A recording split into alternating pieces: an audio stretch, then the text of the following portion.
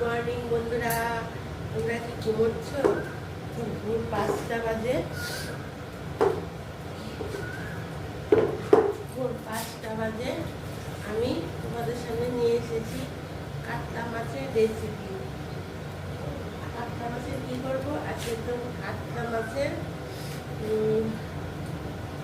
ওই মাছটাকে একদম মাখা মাখা করে আমি রান্না করবো। মাখা মাখা করে এটাকে টমেটো দিয়ে সব কিছু আদা রসুন দিয়ে, আজকে তো একটু ঠান্ডা দিন, আজকে একটু কষা করে মাছটাকে একদম রান্না করবো মাখা মাখা করে একদম।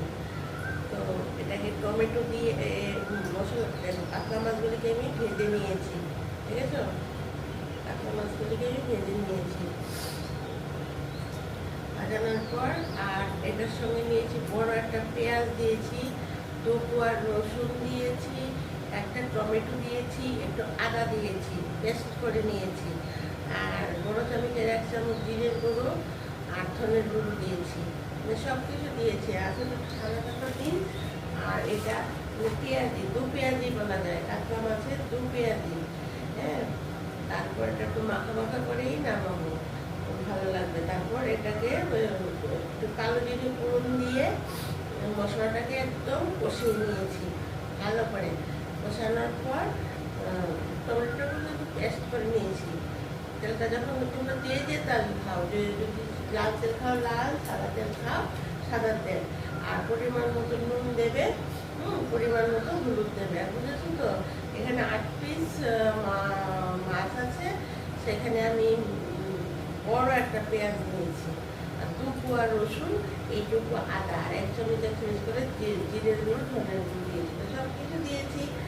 আর 2 পেঁয়াজি যেহেতু করবো, আর এখন ঝুলটা একদম মশলাটা কষানোর পর ঝুলটা দিয়েছি, এখন মাছগুলো ছেড়ে দিচ্ছি।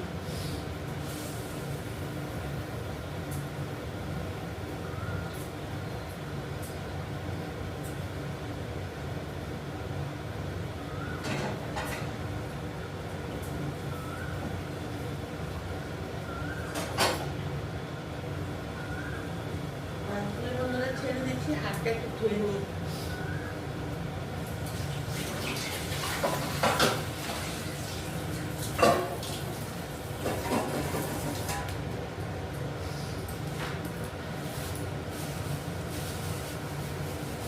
একটু নামানোর আগে একটু ধনে পাতা দেবো, ধনে পাতাটা একটু নিয়ে নিচ্ছি।